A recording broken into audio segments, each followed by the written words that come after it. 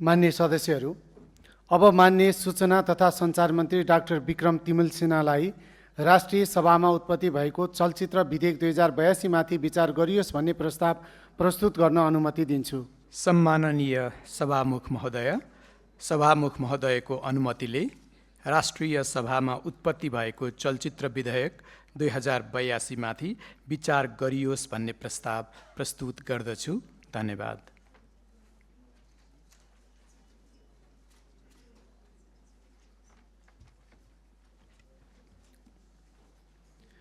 माननीय सदस्यहरू, अब राष्ट्रिय सभामा उत्पत्ति भएको चलचित्र विधेयक 2082 माथि विचार गरियोस् भन्ने प्रस्तावमाथि अर्थात् विधेयकमाथिको सामान्य छलफल प्रारम्भ हुन्छ। यस छलफलमा विधेयकको सैद्धान्तिक पक्षमा मात्र छलफल हुने बेहोरा अनुरोध गर्दछु।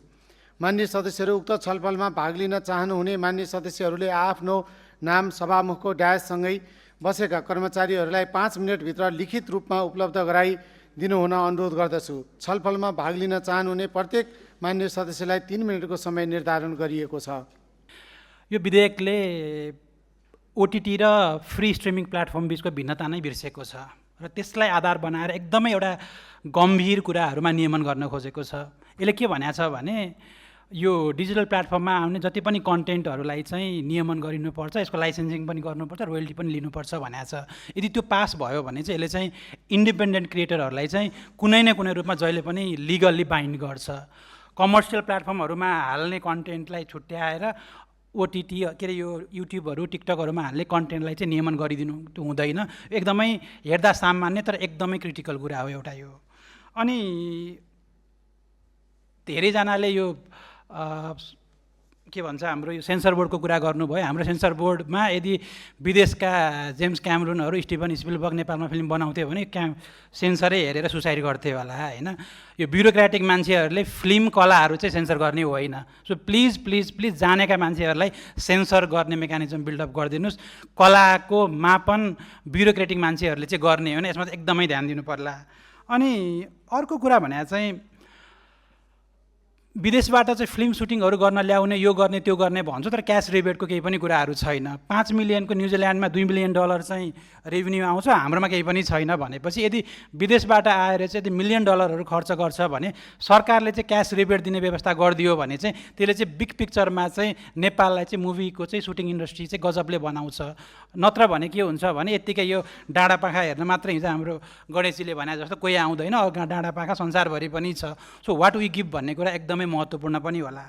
अनि अर्को एउटा एकदमै महत्त्वपूर्ण पार्ट भनेको चाहिँ अहिले पनि यो क्यामेराहरू लेन्सहरूलाई चाहिँ लग्जरी आइटम भनेर एकदम धेरै ट्याक्स लाग्छ कि कन्टेन्ट क्रिएटरहरूको लागि। त्यो भने एकदम महत्त्वपूर्ण चिज हो। यसलाई लग्जरी नमानेर यसलाई चाहिँ एउटा नेसेसिटी जस्तो मानेर चाहिँ अलिकति ट्याक्सहरू घटाइदियो भने चाहिँ त्यसले अझ बढी कन्टेन्ट क्रिएटरहरूलाई चाहिँ कन्टेन्टहरू मजाले बनाउन पनि हेल्प गर्थ्यो। त्यो पनि एउटा चिज एकदमै महत्त्वपूर्ण पार्ट हो जस्तो लाग्छ।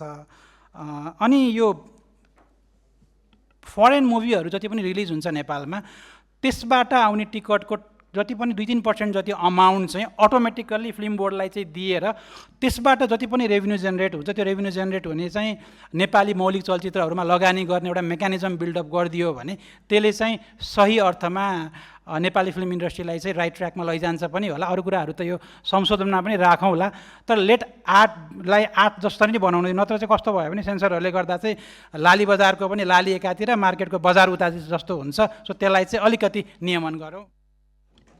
झन्डै 17 वर्ष अघि सन् 2009 ताका सिनामङ्गल स्थित गुरुकुल नाटक घरमा चल्दै गरेको नाटक कर्णाली दक्षिण बग्दो छ को म पढ्दै गरेको सेन्ट जेभियर्स कलेजमा एम्बेसडरको जिम्मेवारी दिने आदरणीय चलचित्रकर्मी रविन्द्र सिंह बानिया मार्फत वर्ल्ड रिनाउन्ड डिरेक्टर मीनबहादुर भाम दाईसँग को सामिप्यता हुन पुग्यो र उहाँहरूको सङ्गतले त्यसपछिका दिनमा चलचित्र नजिकबाट बुझ्ने मौका मिलेको थियो।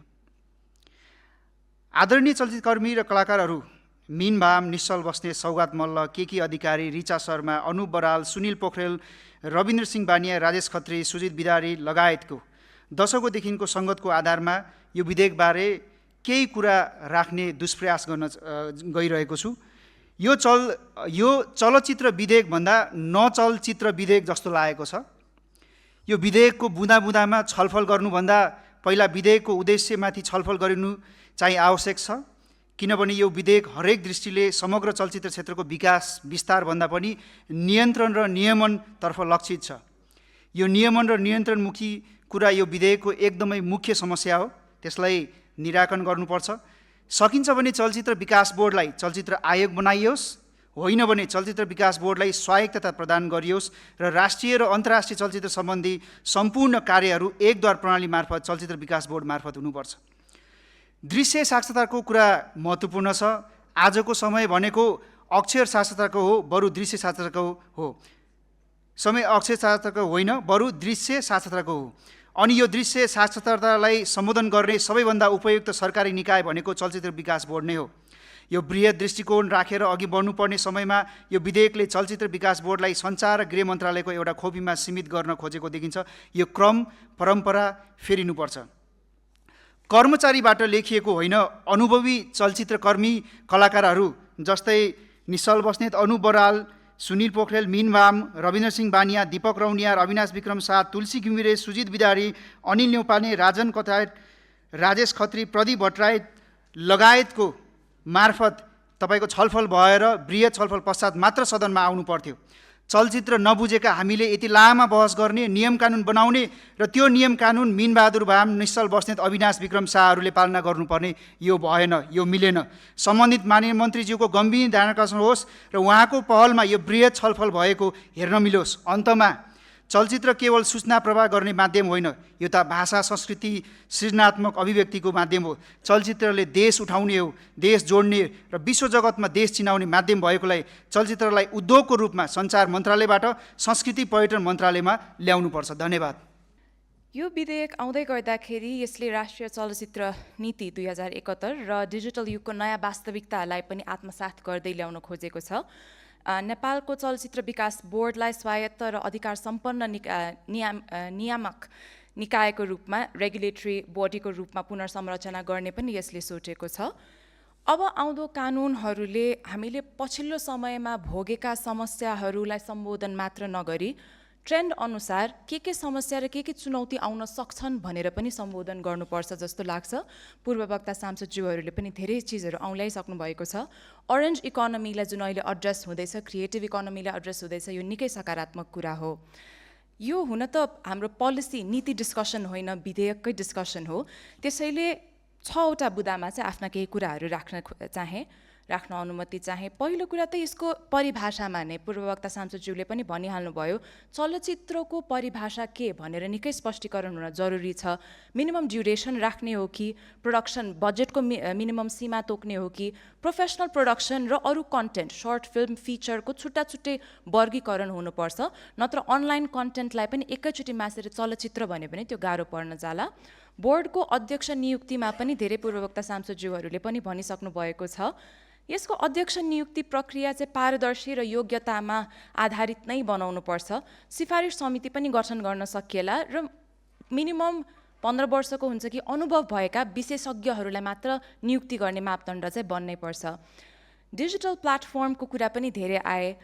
विदेशी ओटिटी प्लेटफर्महरूको लागि हामीलाई छुट्टै फ्रेमवर्क नै चाहिन्छ। नेपाल टेलिकम्युनिकेसन अथोरिटी, आइटी मिनिस्ट्रीसँग चाहिँ समन्वय गरेर जियो ब्लकिङका पनि अघि कुराहरू आइसकेका छन्। कम्प्लायन्स मेकानिजम चाहिँ बनाउनुपर्छ। जाँच समितिको विवेकाधीन अधिकारको पनि दुरुपयोगको जोखिम राखेको देखिन्छ। प्रतिबन्धको आधारहरू हामीले स्पेसिफिक चाहिँ बनाउनुपर्छ जस्तो लाग्छ। स्पष्ट गाइडलाइनहरू पनि हुनुपर्छन्, जस्तो डिस्क्लेमर थप्ने, कुनै सबै चिजहरूलाई सेन्सर नै गरिहाल्न, काटछाँट नै गरिरहँदाखेरि चाहिँ स्टोरी लाइनमा पनि क्षति पुग्न जाने हुँदाखेरि बरु अल्टरनेटिभ सल्युसन दिने हो, डिस्क्लेमर दिने हो कि एज रिस्ट्रिक्सन थप्ने हो, त्यस्ता कुरा पनि गर्नुपर्छ। क्लासिफिकेसन वर्गीकरणका कुरा अघि आइसकेका छन्। युनिभर्सल हुन्छ कि, पेरेन्टल गाइडेन्स अन्डर 12 इयर्स हुन्छ कि, अडल्ट 18+ रिस्ट्रिक्टेड अडियन्सेस जस्ता क्याटेगोरिजहरू चाहिँ परिभाषित गर्नुपर्ने हुन्छ। सेन्सरसिपको अगाडि हामीले नोट्सहरू दिन सक्ने कुरा गरिसकेका छौँ र समग्रमा यसमा एउटा के पनि विचार गर्न सकिन्छ भनेदेखि चलचित्र कोषको पनि व्यवस्थापन गर्न सकिन्छ कि एउटा फिल्म फन्डको, जहाँबाट चाहिँ नेपाल सरकारलाई भार नपरिकन यसको कोष चाहिँ अरू सदुपयोग गर्न सकिन्छ भनेर सुझाव राख्न चाहे। धन्यवाद। नेपालमा पञ्चायतकालीन चलचित्र ऐन 2026लाई विस्थापित गरी चलचित्र सम्बन्धी कानुनलाई संशोधन र एकीकरण गर्न बनेको विधेयक आउनु सुखद छ। नयाँ विधेयक आउनुपर्ने मुख्य 3 कारण सरकारले पेश गरेको छ, जसमा संवैधानिक कारण, अन्तर्राष्ट्रिय दायित्व, सरकारको नीति तथा कार्यक्रम छन्। यसले विधेयकलाई अघि बढाउन चाहिरहँदा फिल्मकर्मी भने यसलाई फिर्ता लैजान भनिरहेका छन्। किन? यही प्रश्नको उत्तर खोजेर मात्र अघि बढ्नुपर्छ जस्तो लाग्छ। यदि विधेयक प्रगतिशील बन्दैन, अग्रगामी बन्दैन, आधुनिक बन्दैन भने के काम, जबकि 56 वर्ष पछाडि ऐन बनाउने तर्खर गर्दैछौँ। यो विधेयक मन्त्रालयको कर्मचारी तन्त्रले फिल्म क्षेत्रलाई नियन्त्रण गर्ने उद्देश्यले बनाएको देखिन्छ। चलचित्रको फरक आयामलाई विधेयकले व्यवस्था गरेको छ। फिल्मको भविष्य परिकल्पना छैन, चलचित्रलाई उद्योगको रूपमा कसरी विकास गर्ने भन्ने छैन। समकालीन चलचित्रको विश्व चेतना जुन छ, संसारभरि चलचित्रलाई जसरी बुझिन्छ त्यसलाई यस विधेयकले समेट्न सक्दैन। कहाँसम्म चलचित्रलाई मान्ने भन्ने चिज छैन। दफा र उपदफामा फरक कुरा गरेर अल्मल्याउन खोजिएको छ पनि छैन पनि जस्तो देखाउने तरिकाले विधेयक आएको छ। कहीँ चलचित्र बोर्डको स्वायत्तताको कुरा गरिएको छ, कहीँ फेरि उपदफा मार्फत अङ्कुश लगाइएको छ। बोर्डको गठन र सञ्चालन सम्बन्धी व्यवस्था गरिएको छ। बोर्ड स्वशासित र सङ्गठित संस्था हुने उल्लेख छ, तर सूचना तथा सञ्चार प्रविधि मन्त्रालयकै एउटा शाखाको रूपमा सीमित पार्न खोजिएको छ। फिल्मको ग्रेडिङ गर्दा उमेर समूह तोकेर प्रदर्शन गर्न आउने व्यवस्था हुनुपर्ने थियो। युरोपेली देशमा सेन्सरसिप छैन। पछिल्लो समय फिल्मको सेन्सर भन्दा पनि नियमन मात्र गर्नुपर्ने अवधारणा विकास हुँदैछ। तर नेपालमा सूचना तथा सञ्चार प्रविधि मन्त्रालयको मातहतमा रहेको चलचित्र जाँच समितिले प्रदर्शन पूर्व फिल्मका दृश्य, संवाद लगायत सामग्री काँचछाँट गर्दै आएको छ। आज सिनेमा केवल मनोरञ्जनको माध्यम होइन, शिक्षा, संस्कृति र अर्थतन्त्रसँग जोडिएको उद्योग हो। त्यसैले नयाँ ऐन, बदलिएको समाज, डिजिटल युग र चलचित्रको भविष्यलाई आत्मसात गर्नुपर्छ। अन्यथा यो विधेयक नयाँ नाममा पुरानै सोच दोहोऱ्याउने दस्तावेज मात्र बन्ने खतरा छ। हस्, धन्यवाद। हिजोको दिनमा विक्रमसम्म 2026 सालमा ल्याइएको ऐनलाई हामीले संशोधन गर्दैछौँ। जति बेला चलचित्र भन्ने बित्तिकै केही सीमित हलहरूमा, केही घरहरूमा मात्रै त्यो चल्ने चलचित्रलाई आज हामीले हेर्दै गर्दाखेरि हामी एआईको युगमा छौँ। आज ओटिटी प्लेटफर्म मार्फत, आज युट्युबको माध्यमबाट, विभिन्न डिजिटल प्लेटफर्मको माध्यमबाट आज घर घरमा चलचित्र पुगेको छ, हात हातमा चलचित्र पुगेको छ। त्यस कारणले गर्दाखेरि हिजोको केही सीमित घरहरूमा त्यो सीमित भएको त्यति बेलाको त्यो ऐनलाई आज हामीले अझै व्यापक बनाउनु पर्नेछ, आज अझै परिमार्जन गर्नुपर्नेछ। त्यस कारणले गर्दाखेरि यो परिमार्जनको उद्देश्यसहित जसरी सरकारले यो विधेयक ल्याएको छ त्यो निकै स्वागत योग्य छ। तर यो यसरी ल्याएको एउटा चाहिँ परिमार्जनको जुन उद्देश्य राखिएको छ त्यो उद्देश्य इन्ड क्लियर छ, तर त्यो इन्डमा पुग्ने माध्यम अथवा मिन्सको कुरामा हामीले अझै पनि कन्फ्युजन हामीले भेटेका छौँ। हामीले चलचित्रलाई हेर्दै गर्दाखेरि हामीले एउटा विचार र अभिव्यक्तिको स्वतन्त्रता जुन हामीले संविधानको धारा 17(2) लाई हामीले भन्छौँ, 17(2) क को कुरा गर्दै गर्दाखेरि विचार र अभिव्यक्ति स्वतन्त्रताको एउटा चाहिँ उच्चतम नमुनाको रूपमा त्यसलाई हामीले एउटा चलचित्रलाई लिन्छौँ। तर त्यो लिँदै गर्दाखेरि, त्यो स्वतन्त्रताको हामीले प्रयोग गर्दै गर्दाखेरि सरकारको यो विधेयक हामीले हेर्दै गर्दाखेरि कता कता यो स्वतन्त्रतालाई हामीले अझै खुम्च्याउन पो खोजेका हौँ कि, नियन्त्रणको नाममा हामीले, नियमनका नाममा हामीले नियन्त्रण पो गर्न खोजेका हौँ कि भन्ने कुरा चाहिँ मलाई आभास भएको छ। हामीले यो चलचित्र जाँच बोर्डको कुरा हामीले गरेका छौँ। चलचित्र जाँच गर्दै गर्दाखेरि कतै नचाहिने ठाउँमा पो हामीले कैँची चलाउने हो कि भन्ने हामीले डर देखेका छौँ। हामीले चलचित्रलाई सेन्सरसिपको नाममा नियन्त्रण गर्दैछौँ, तर त्यो चलचित्रलाई सेन्सरसिप भन्दा पनि अब आजको दिनमा हेर्दै गर्दाखेरि चलचित्रलाई हामीले वर्गीकरण गर्न सक्यौँ भनेदेखि अझै चलचित्रले जुन उद्देश्य राखेर चाहिँ जुन सन्देश दिनको लागि त्यो चलचित्र बनाइएको हुन्छ, जुन एउटा चाहिँ हामीले अब चलचित्रलाई अगाडि बढाउँदै गर्दाखेरि निश्चित एउटा उमेर समूहलाई टार्गेट गरेर, एउटा क्षेत्रलाई टार्गेट गरेर चाहिँ चलचित्र ल्याइन सक्छ। त्यस कारणले गर्दाखेरि चलचित्रलाई वर्गीकरण गरेर चाहिँ अगाडि ल्याउन सकियो भनेदेखि त्यो चलचित्रको उद्देश्य पुरा हुन्थ्यो भन्ने मलाई लाग्छ। त्यस्तै गरी हामीले चलचित्र एउटा जाँच बोर्डको पुनरावलोकनको कुराहरू सँगसँगै हामीले विचारको स्वतन्त्रता, हामीले चाहिँ विचारमा हामीले चाहिँ एउटा चाहिँ लोकतन्त्रको कुरा गर्छौँ। लोकतन्त्रको कुरा गर्दै गर्दाखेरि हामीले डिजिटल लोकतन्त्रको कुरालाई पनि हामीले बिर्सनु हुँदैन र डिजिटल लोकतन्त्रको एउटा माध्यम भनेको चलचित्र भएका कारणले गर्दाखेरि यो चलचित्रले कहिलेकाहीँ सत्तालाई पनि प्रश्न गरिराखेको हुन्छ। यो चलचित्रले कहिलेकाहीँ एउटा चाहिँ समाजमा चलिराखेको एउटा चाहिँ विचारलाई भन्दा पनि फरक तरिकाले चाहिँ अगाडि लिएर आउनको लागि चाहिँ चलचित्रले भूमिका खेलिराखेको हुन्छ। त्यस कारणले गर्दाखेरि चलचित्रमा एउटा चाहिँ सत्तालाई प्रश्न गर्दै गर्दाखेरि त्यो सत्ताको आँखा त्यो चलचित्रमा नियमनको नाममा, त्यो निषेधको नाममा चाहिँ नआओस् भन्नेतर्फ म सरकारको ध्यानाकर्षण गराउन चाहन्छु। हामीले यो विधेयकलाई अगाडि ल्याउँदै गर्दाखेरि एआईका कुराहरू, ओटिटी प्लेटफर्मका कुराहरूलाई पनि ध्यान दिउँ, समय सापेक्ष अगाडि बढाउँ भन्दै आफ्ना केही कुराहरू अन्त्य गर्छु। यो अनुसूची 7 को 19 नम्बरमा हाम्रो संविधानले चाहिँ सङ्घ र प्रदेशको अधिकारभित्र चलचित्र र सिनेमा हलको व्यवस्था गरेको छ। तर हामीले हेऱ्यौँ भने यो सबै विधेयक अध्ययन गर्दै गयो भने यसमा चाहिँ प्रदेशको भूमिका नै एकदम सङ्कुचित देखिन्छ। बरु हिजोको ऐन 2026 सालको ऐनको दफा 11 मा हामीले हेऱ्यौँ भने प्रदेश सरकारलाई पनि बरु केही अधिकारहरू सार्वजनिक शान्तिमा खलल पुर्यायो भने त्यसलाई रोकथामको अधिकार चाहिँ दिएको छ। यसले गर्दाखेरि हामी अझै प्रोग्रेसिभ टुवार्ड्स फेडरलिजम हुनुपर्ने अलिकति भएनौँ कि भन्ने कुरा चाहिँ मैले ध्यानाकर्षण गर्न चाहेँ। यो एउटा हेक्लर्स भिटो भन्ने एउटा कन्सेप्ट हुँदो रहेछ। यसले चाहिँ के भन्छ भन्दाखेरि यदि कहीँ कतै प्रोटेस्ट हुन्छ भने प्रोटेस्ट हुने बाहनामा चाहिँ हामीले स्पिकरको राइटलाई चाहिँ कर्टेल गर्न सक्दैनौँ भनेर भन्छ। किन भन्दाखेरि राज्यको काम भने त स्पिकरको कन्स्टिट्युसनली प्रोटेक्टेड राइटलाई प्रोटेक्सन गर्ने कुरा हो भनेर चाहिँ भनिएको हुन्छ। त्यही भएर त्यस्तो दफा 11 जस्तो व्यवस्था चाहिँ अब चाहिँ हामीले सार्वजनिक शान्तिमा खलल पुग्छ भन्ने आधारमा नै फिल्महरूलाई चाहिँ अब ब्यान गर्न मिल्दैन भन्ने कुरा चाहिँ मैले जोड्न चाहेँ। यसै विषयमा चाहिँ यो अमेरिकाको यो सर्वोच्च अदालतले मिलर भर्सेस क्यालिफोर्नियाको टेस्टमा चाहिँ जस्तो हाम्रोमा कतिपय यो नियमनको सिलसिलामा हामीले चाहिँ धेरै फिल्महरूलाई चाहिँ ब्यान गर्ने रहेको हामीले यो प्रचलन देखिरहेका छौँ। हामीले चाहिँ फिल्मको कुनै एउटा सिनलाई मात्रै हेरेर त्यो न्युड छ कि छैन, एक्सप्लिसिट छ कि छैन भन्ने हिसाबले पनि त्यसमा सेन्सर बोर्डले रोक लगाइरहेको अवस्था छ। यस्तो हकमा चाहिँ यो समग्रतामा नै एउटा फिल्म सिङ्गो एउटा एपिसोड मात्र नहेरेर सिङ्गो फिल्मलाई नै हेरेर चाहिँ त्यसको निर्णय गर्नुपर्छ इन टोटलमा। अनि त्यसमा पनि उक्त सामग्रीले मुख्य रूपमा नै यौन उत्तेजनालाई प्रधान उद्देश्य मानेको छ भने त्यसलाई रोक्नुपर्छ। तर कुनै कुनै सिनहरू त्यस्तो छ भने जस्तो हामीले विदेशी फिल्महरूमा त्यस्तोमा रोकआउट देखिँदैन, तर नेपालका बोर्डहरूले चाहिँ त्यसमा रोकआउट रहेको देखिन्छ। र कुनै सामग्रीले स्पष्ट रूपमा नै आपत्तिजनक यौन जन्य आचरण देखाएको छ, एक्सप्लिसिट न्युडिटी देखाएको छ भने त्यसलाई चाहिँ अवश्य रोक्नुपर्छ। तर त्यस्ता सामग्रीहरू जसले कथा चरित्र विकास वा कलात्मक अभिव्यक्तिको हिस्सा छ भने त्यस्तोमा हकमा चाहिँ कुनै पनि चलचित्रलाई पूर्व प्रकाशनमा चाहिँ निषेध लगाउनु हुँदैन, बरु त्यसको वर्गीकरण चाहिँ गर्नुपर्छ। जस्तो हामीले बेलायतमा देख्न सक्छौँ, त्यसमा चाहिँ हामीले त्यो वर्गीकरण एडल्ट हो कि प्यारेन्टल एडभाइजरीमा चाहिँ हेर्नुपर्ने हो कि त्यो रेस्ट्रिक्टेड टु चिल्ड्रेन हो भनेर त्यस्तो चाहिँ गर्नुपर्ने हुन्छ भनेर चाहिँ त्यो ब्रिटिस बोर्ड अफ फिल्म क्लासिफिकेसनमा त्यस्तो व्यवस्था भएको हुँदाखेरि नेपालमा पनि त्यसरी हामीले यो राइटलाई चाहिँ इन्हान्स गरौँ। चलचित्रको परिभाषाबाटै यसलाई पुनर्लेखन गर्नुपर्ने आवश्यकता मैले महसुस गरेको छु।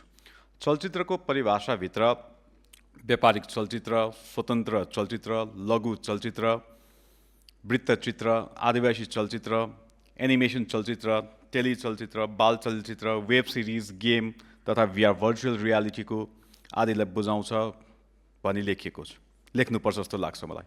अर्को मलाई लाग्छ चलचित्र क्षेत्रको तालुकदार मन्त्रालय पनि परिवर्तन गर्नुपर्ने हो कि, किनभने चलचित्र सञ्चारभन्दा पनि कला साहित्यसँग जोडिएको विषय हो। हामीले नाटक, साहित्य, सङ्गीत, कला जस्ता विषय संस्कृति तथा पर्यटन मन्त्रालय अन्तर्गत राखेका छौँ। पञ्चायतकालीन समयमा चलचित्र क्षेत्रलाई सञ्चार मन्त्रालय अन्तर्गत राखिएको थियो। अहिले पनि त्यसैलाई निरन्तरता दिनु कतिको जायज र प्रगतिशील विषय हो, प्रश्न हाम्रो सामु छ।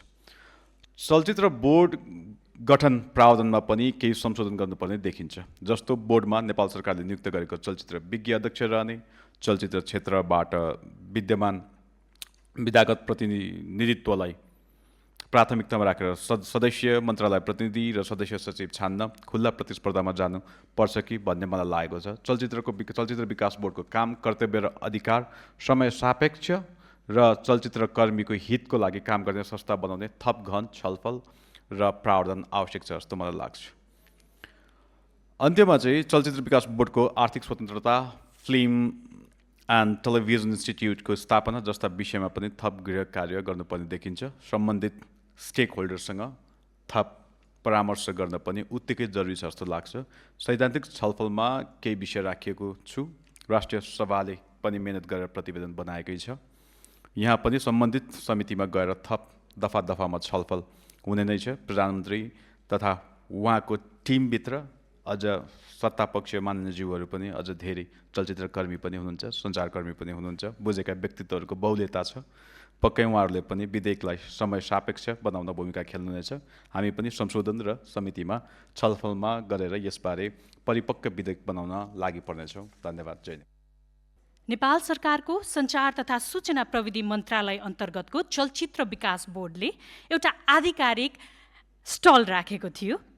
जुन आधिकारिक स्टलमा यो वर्ष छनौटमा परेको नेपाली चलचित्र जो अहिले जितेर आएको छ एलिफेन्ट इन द फकको पोस्टर समेत राखिएको थिएन। अब यसले के सङ्केत गर्छ भने हाम्रो तयारी कति फितलो छ भन्ने कुराको सङ्केत गर्छ। अब अन्तर्राष्ट्रिय मञ्चमा हाम्रो उपस्थिति, हाम्रो प्रतिनिधित्व भनेको केवल सांस्कृतिक रूपमा मात्र होइन, अहिले पछिल्लो समयमा विश्वलाई हेर्ने हो भने विश्वको सशक्त संवादको माध्यम सिनेमा, सङ्गीत, साहित्य र संस्कृति बनिरहेका छन् र यसले कुनै न कुनै हिसाबले एउटा सृजनशील पहिचान सँगसँगै सांस्कृतिक कूटनीतिक सुधारको अवसर पनि हामीलाई दिइरहेको हुन्छ। म अत्यन्त हर्षित छु कि म नै जनप्रतिनिधि बनेर आएको बेलामा यस सदनबाट चलचित्र विधेयकको सैद्धान्तिक छलफलको सुरुवात भएको छ।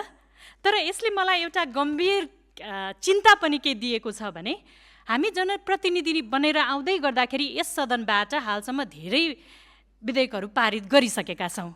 कतै यो विधेयक पनि अर्को, अब यो विधेयक पारित भइसकेपछि नियमावलीको कुरा आउला, कार्यविधिको कुरा आउला, त्यो कति समय लाग्ने हो भन्ने कुराले पनि मलाई चिन्तित बनाएको छ। त्यसकारण म विशेष अनुरोध गर्न चाहन्छु सभामुख मार्फत यो विधेयक पारित भए लगत्तै यसै वर्षभित्र कार्यान्वयन हुने वातावरण पनि बनाइयोस्। अब समग्रमा सबै क्षेत्रलाई आर्थिक अर्थतन्त्रसँग जोडेपछि चाहिँ सबैको इन्ट्रेस्टको विषय बन्दो रहेछ होइन। अहिले ग्लोबल फिल्म इन्डस्ट्री समग्रमा 30-35 अमेरिकन डलरको बजार कारोबार हुँदो रहेछ ग्लोबल फिल्म इन्डस्ट्री। हाम्रो यो स्वदेशी फिल्म चलचित्रहरूलाई विशेष प्राथमिकता दिने कानुन बनोस् र त्यसमा विशेष सबैले प्राथमिकतामा सबै लागौँ। र अर्को चाहिँ यो चाहिँ जाँचबुझ आयोग, चलचित्र जाँचबुझ आयोग अथवा यो समिति गठन चाहिँ कम्तीमा 8-10 वर्ष 15 वर्ष काम गरेको अनुभवी कलाकारहरूकै नेतृत्वमा गठन गर्दाखेरि अलिक उपयुक्त हुन्छ कि भन्ने लाग्छ मलाई चाहिँ। यहाँ चाहिँ यो उपसचिव समथिङ लेभलका कर्मचारीको नेतृत्वमा गर्ने भनेर चाहिँ यसमा चाहिँ अलिक विचार गर्नुपर्छ होला जस्तो लाग्छ। र अर्को यो स्वायत्तताको विषयमा यहाँ उठान गर्नु खोजेको थिएँ, यहाँ चाहिँ यो चाहिँ समावेश भएर आएको रहेछ, यो ठिक छ। अब चाहिँ एउटा यो चलचित्र विकास बोर्डमा स्वायत्तता भन्ने अधिकार सम्पन्न भन्ने छ, यसलाई यो ठिक आएको छ। र अन्य कुराहरू सबै ठिकै छ। र यो अरू कुरा हामीले चाहिँ कानुन चाहिँ जहिले बनाइरहन्छौँ, अनि त बिचबिचमा यसो अर्को थाप्ने अनि जनतालाई विभिन्न विभागलाई दुःख दिने काम हुन्छ। हिजो पनि त्यो हुँदै आएको। यो अध्यक्ष तथा सदस्यको सेवा शर्त तथा सुविधा सम्बन्धी चाहिँ मन्त्री परिषदले तोक्ने भन्ने रहेछ। यसमा चाहिँ कम्तीमा मन्त्री परिषदले तोकिसके पछाडि यो नियमावली बन्छ होला, पक्कै पनि त्यो नियमावलीमा चाहिँ यसको सुविधा सम्बन्धी व्यवस्था चाहिँ त्यहीँ सुनिश्चित गर्नुपर्छ जस्तो लाग्छ। र अन्य कुराहरू अझ यो विशेष अनि भाषिक, धार्मिक, सांस्कृतिक कुराहरूलाई विशेष प्राथमिकता दिउँ। र मलाई लाग्छ भाषा सम्बन्धी चलचित्र बनाउँछ त्यो पैसै उड्दैन, संस्कृति सम्बन्धी चलचित्र बनाउँछ त्यसले जति लगान गर्छ त्यो उड्दैन। यतातिर पनि कानुनले अलिकति चाहिँ खकुलो बनाएर फिल्म निर्माणका लागि आधारभूत विद्यालयको आवश्यकता पर्छ। अहिले उद्योगी व्यवसायीहरूले आफ्ना आफ्ना अनुभव ज्ञान र विदेशमा गएर केही कुरा सिकेर आएर उनीहरूले त्यसमा योगदान गर्ने गरेका छन्। देशमा त्यस्तो योग्य सरकारको लगानीमा आधारभूत विद्यालयको विस्तार आजको आवश्यकता छ। यो विधेयकले यो कुरालाई ध्यान दिनुपर्छ। दोस्रो, पटकथा, कथावस्तु परिष्कृत र गुणस्तरीय बनाउने कुरामा राज्यले सहजीकरण गर्ने कुरामा ध्यान दिनुपर्छ। तेस्रो, रचनात्मक, ज्ञानवर्धक र सन्देशमूलक फिल्म निर्माणको सन्दर्भमा यो विधेयक सहयोगी बन्नुपर्छ। चौथो, उत्कृष्ट प्रविधि र परिष्कृत निर्माणका लागि यो विधेयकले आवश्यक प्रबन्धहरू गरिदिनुपर्छ। त्यति मात्रै होइन, चलचित्र मैत्री छायाङ्कन गर्ने क्षेत्रहरूतर्फ पनि यो विधेयकले आवश्यक ध्यान दिनुपर्दछ। उदाहरणको लागि आज उत्कृष्ट छायाङ्कन गर्ने गन्तव्यहरू नेपालमा धेरै छन्, तर त्यसलाई फोकस गरेर राज्यले विधेयक मार्फत सङ्केत गर्ने, राज्यले नीति र कार्यक्रमबाट त्यसलाई सम्बोधन गर्नुपर्छ। यति मात्र होइन, अन्तर्राष्ट्रिय फिल्म निर्माण गर्ने पूर्वाधार समेत हामीले बनाउने कुरामा यो विधेयकले सहजीकरण गर्नुपर्दछ। जस्तै उदाहरणको लागि दोलखाको खरिढुङ्गा एउटा अन्तर्राष्ट्रिय फिल्म निर्माण गर्ने सिटीको रूपमा विकास गर्ने पूर्व योजना छ।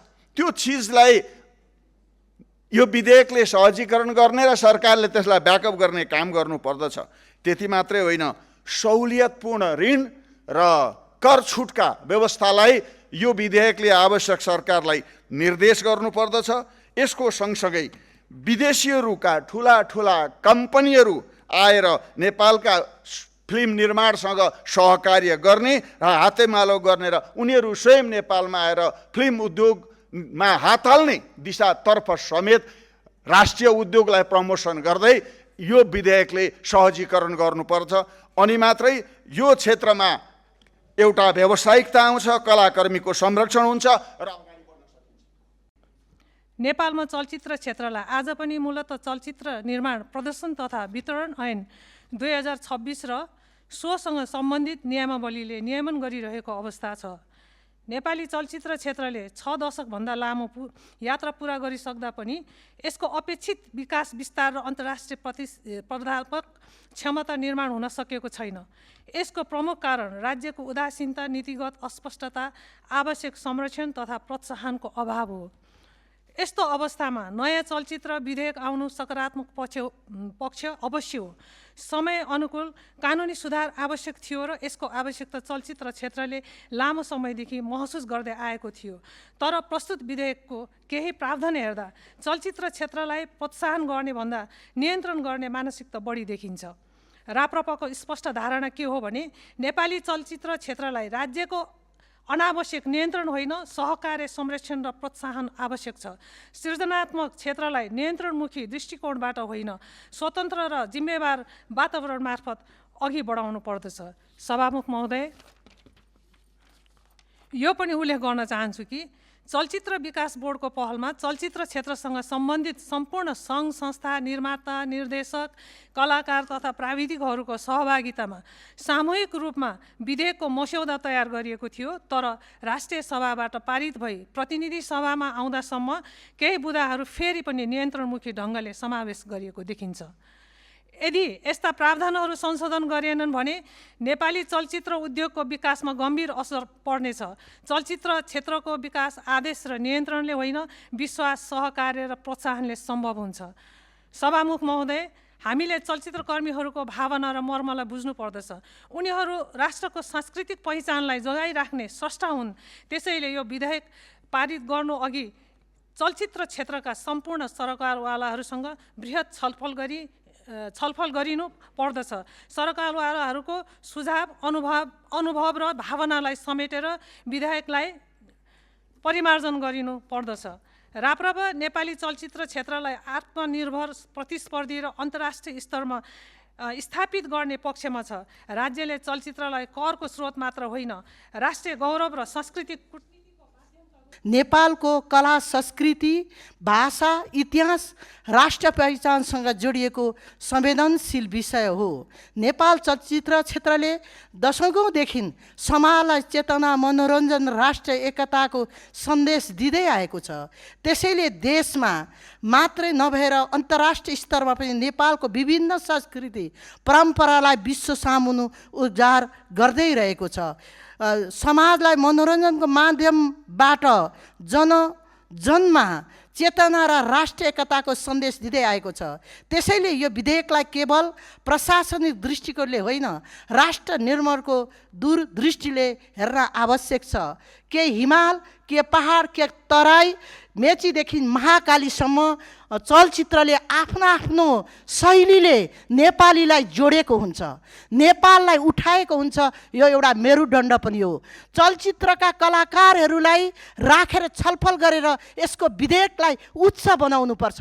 आज जति कलाकारहरू चलचित्रलाई प्रोत्साहित गरिन्छ सरकारी तवरले, त्यसले मात्र हाम्रो राष्ट्रको उचाइलाई, कलाकारलाई उचाइलाई अगाडि बढाउन सक्छ। हाम्रो देशको सभ्यता, भाषा, संस्कार, पर्यटन र इतिहासलाई संसार सामुमुखी चिनाउने सबैभन्दा प्रभावशाली माध्यम चलचित्र नै हो। तर हाम्रो चलचित्र क्षेत्र अझै पनि पर्यटन संरक्षण सरकारबाट प्रावधान र सम्मानबाट वञ्चित छ। नेपालका कलाकारहरू राष्ट्रका गहना हुन्।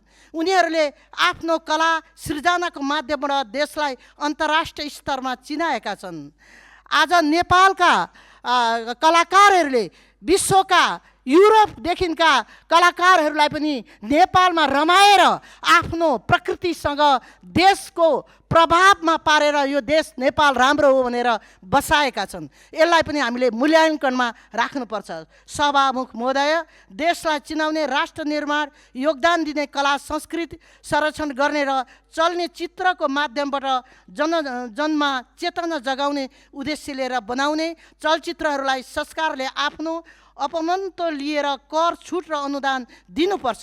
सरकारले चलचित्रकर्मी भनेर पहिचान पत्र दिई सकेसम्म कलाकारको उपचार खर्चको जिम्मा लिनुपर्छ। विधेयकमा देखिएको छैन, लेखिनुपर्छ। त्यसै गरी चलचित्र विकास बोर्डलाई सभामुख महोदय, चलचित्र मनोरञ्जनको माध्यम मात्र होइन, यो समाजमा परिवर्तन गर्ने अत्यन्त शक्तिशाली माध्यम हो। कतिपय अवस्थामा ठुला ठुला भाषणले गर्न नसकेको प्रभाव एउटा संवाद, एउटा गीत सङ्गीत वा चलचित्रले गरेको हुन्छ। चलचित्रले समाजको चेतना निर्माण गर्छ, संस्कृति जोगाउँछ र राष्ट्रिय पहिचान स्थापित गर्छ र विश्व सामु देशको छवि प्रस्तुत गर्छ। यो विधेयकले चलचित्र क्षेत्रलाई सामाजिक, सांस्कृतिक तथा मनोरञ्जनात्मक उद्योगका रूपमा स्थापित गर्ने प्रयास गरेको छ, जुन स्वागत छ। विशेष गरी नेपाललाई अन्तर्राष्ट्रिय पर्यटन गन्तव्यका रूपमा प्रवर्धन गर्न चलचित्र माध्यम बनाउने सोच दूरदर्शी देखिन्छ। विदेशी चलचित्र छायाङ्कनलाई आकर्षित गर्ने, स्वदेशी चलचित्रको संरक्षण र प्रवर्धन गर्ने र आधुनिक प्रविधिसँग अनुकूल नियमनको व्यवस्थापन गर्नु यस विधेयकको सकारात्मक पक्ष हुन्। सभामुख महोदय, 7 परिच्छेदमा समेटेको यस विधेयकमा 22वटा प्रायोजित विधान सम्बन्धी टिप्पणी र 52वटा व्याख्यात्मक टिप्पणी र 53वटा धारा रहेका छन्।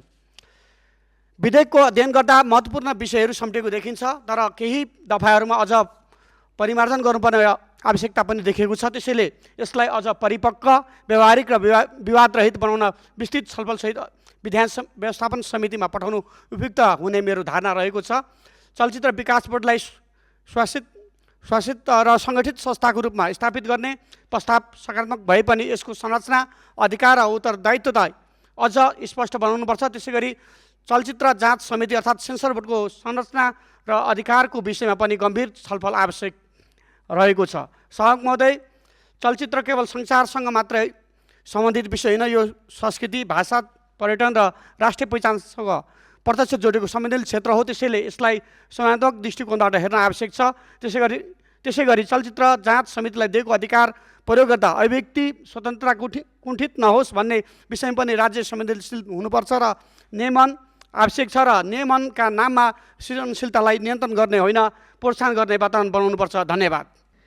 प्रस्तावित विधेयकले डिजिटल प्लेटफर्मलाई इजाजत लिनुपर्ने व्यवस्था छ, राम्रो कुरा हो। तर मेरो प्रश्न, नेटफ्लिक्सको सर्भर भारतमा छ जस्तो लाग्छ, एमाजोन जस्तो सर्भर पनि विदेशमै छ, तिनीहरू नेपाली बोर्डमा इजाजत लिन आउँछन् भन्ने सरकारको के आधार के हो? तिनीहरू नआए के गर्ने? विधेयकमा जवाफ छैन। र नेपाली चलचित्र यस्ता विदेशी ओट प्लेटफर्ममा नराख्ने हो भने, मान्ने हो भने, के यस्ता ओट प्लेटफर्मले नेपालमा इजाजत लिनुपर्छ? यी प्रश्नहरूको सोझो जवाब प्रस्तावित विधेयकले दिँदैन। एउटा नेपाली निर्माताले नेपाली ओटमा चलचित्र हाल्न इजाजत लिनुपर्छ, रोयल्टी तिर्नुपर्छ, जाँच गराउनुपर्छ। तर नेटफ्लिक्सले नेपाली दर्शकलाई हलिउड चलचित्र देखाउँदा कुनै इजाजत छैन, कुनै रोयल्टी छैन, कुनै जाँच छैन। यो असमान प्रतिस्पर्धा हो। नेपाली उद्योगलाई बाँधेर विदेशीलाई उद्योगलाई खुला छोड्ने यो नीति राष्ट्रिय हित विपरीत छ। अन्तर्राष्ट्रिय अभ्यास हेरौँ। अस्ट्रेलियाले नेटफ्लिक्स ट्याक्स लागू गरेको छ। फ्रान्सले विदेशी ओट प्लेटफर्मलाई फ्रान्सेली चलचित्रमा लगानी गर्न अनिवार्य बनाएको छ। भारतले पनि ओट नियमन कडाई अन्तर्गत कडाई गरेको छ। हामीले किन यो बाटो हिँड्न सक्दैनौँ? प्रस्तावित विधेयकले डिजिटल हबको व्यवस्था छ, यो राम्रो सोच हो। तर कार्यान्वयनको कुनै रोडम्याप छैन, बजेट छैन, समय सीमा छैन। यो कागजी व्यवस्था मात्र बन्ने खतरा छ। सम्माननीय सभामुख महोदय, डिजिटल क्रान्तिले राजनीतिक उद्योग, चलचित्र उद्योगलाई जरैदेखि बदलेको छ।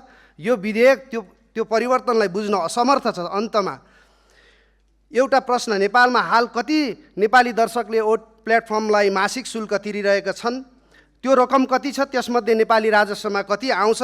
यस प्रश्नको उत्तर सरकारले यसै विधेयकसँग सदनमा उपलब्ध गराउनुपर्छ, अनि मात्र यस विधेयकमाथि इन्फर्म्ड लेजिस्लेटिभ डिस्कोर्स सम्भव हुन्छ। धन्यवाद। यो विधेयकमा समेटिनुपर्ने केही महत्त्वपूर्ण विषयहरू म यहाँ राख्न चाहन्छु। दफा 2 मा चलचित्रको परिभाषामा स्पष्ट परिभाषा नभएको कारण निकै समस्याहरू देखिएको छ। जस्तै अन्य देशहरूमा नेपाली चलचित्रलाई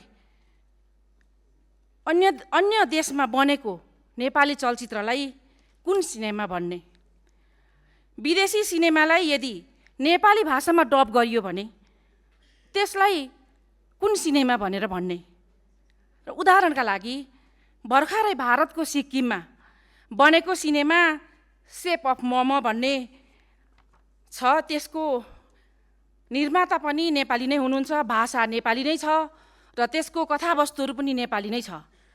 तर यहाँ सेन्सर गर्ने बेलामा त्यो सेन्सर गर्दाखेरि सबै भारतीय फिल्मलाई सेन्सर गरेको प्रक्रियागत ढङ्गले गरिनुपर्छ भनेपछि अब यसलाई हामीले कुन सिनेमा भनेर भन्ने? मैले अघि पनि भने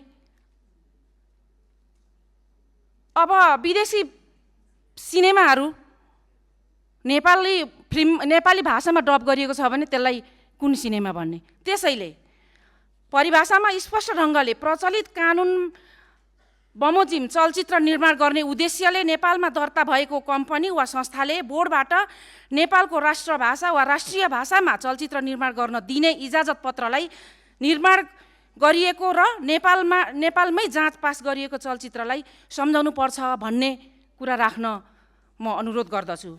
चलचित्र विकास बोर्ड कुनै सामान्य प्रशासनिक निकाय होइन, यो एउटा सृजनशील उद्योगको नियामक पनि हो, जहाँ कलाको स्वतन्त्रता र राज्यको नियन्त्रण बीचको सन्तुलन नै सबैभन्दा संवेदनशील प्रश्न हो। त्यसैले संसारभर चलचित्र नियामक निकायहरूलाई केवल प्रशासनिक दृष्टिले होइन, सांस्कृतिक स्वस्थता र सुशासनको दृष्टिले पनि हेरिन्छ। तर प्रस्तुत विधेयक हेर्दा सरकार अझै पुरानै सोचमै अड्किएको देखिन्छ। सम्माननीय सभामुख महोदय, दफा 4 मा बोर्डलाई स्वशासित र सङ्गठित संस्था भनिएको छ। यो सुन्दा राम्रो लाग्छ, तर त्यही विधेयकको दफा 5 को 4 मा अध्यक्षलाई जुनसुकै बखत हटाउने व्यवस्था छ। कुनै स्वतन्त्रता सुनाइ बिना, कुनै संसदीय समीक्षा बिना दफा 6(2) मा दीर्घकालीन योजना बनाउनु अघि नै मन्त्रालयको सहमति चाहिन्छ। अर्थात् बोर्डले आफ्नो 5 वर्षको योजना बनाउनु अघि वा वार्षिक कार्यक्रम र बजेट स्वीकृति गर्नु अघि नै मन्त्रालयको ढोका ढकढकाउनुपर्छ। एकातिर स्वशासित भन्ने, अर्कोतिर हरेक निर्णायक मन्त्रालयको अनुमति माग्न पर्ने, यस्तो संरचना र सैद्धान्तिक रूपमा त्रुटि छ। यसले प्रधानमन्त्रीज्यूले बारम्बार दोहोऱ्याउने भनेर भनिएको सुशासनको मर्मलाई आत्मसात गर्दैन। अब बोर्डको संरचना हेरौँ। 7 सदस्य मध्ये अध्यक्ष सरकार नियुक्ति, 5 सदस्य मन्त्रालय मनोनयन, सदस्य सचिव मन्त्रालयका प्रतिनिधि, 1 जना पनि उद्योगले सिधै छानेको छैन। चलचित्र क्षेत्रमा वर्षौँ काम गरेका निर्माता, निर्देशक, कलाकारहरूको प्रत्यक्ष प्रतिनिधित्व शून्य छ। साथै नियुक्ति प्रकरणमा उमेरको हकबन्दी हुनु हुँदैन। अनुभव र विज्ञताको आधारमा नियुक्ति गर्दा अझै सस्ता बलियो हुन्थ्यो कि? यो कुनै साधारण प्रशासनिक कमजोरी होइन, यो संरचनागत समस्या हो। उदाहरणको लागि हामी लिन सक्छौँ, दक्षिण कोरियाको फिल्म काउन्सिलमा चलचित्र क्षेत्रमा प्रत्येक प्रतिनिधिहरूले सदस्यहरूले मनोनित गर्न पाउँछन्। बेलायतको BFI संसदीय समितिमा 1 हदसम्म जवाफदेही छ। नेपालमा हामी किन यस्तो मापदण्ड अपनाउन डराउँछौँ? सम्माननीय सभामुख महोदय, यो विधेयकले स्वयं त बोर्डको अवधारणा कार्यपालिकाको सशक्त केन्द्रीकरण गर्दैछ। बोर्ड सरकारको एजेन्डा बन्ने दिन नेपाली चलचित्रले जे थोरै स्वतन्त्रता पाएको छ त्यो पनि गुम्नेछ। यो विधेयक काठमाडौँ केन्द्रीकृत देखिन्छ। नेपाल केवल राजधानी होइन, कर्णाली पनि नेपाल हो, मुगु पनि नेपाल हो। आज मुगु, हुम्ला, दैलेख, सुर्खेत, डोल्पा, जुम्ला, कालीकोट लगायतका जिल्लामा प्राकृतिक सौन्दर्यता, भाषा, सांस्कृतिक कथाको अथाह सम्भावना छ, तर राज्यको पहुँच कमजोर छ।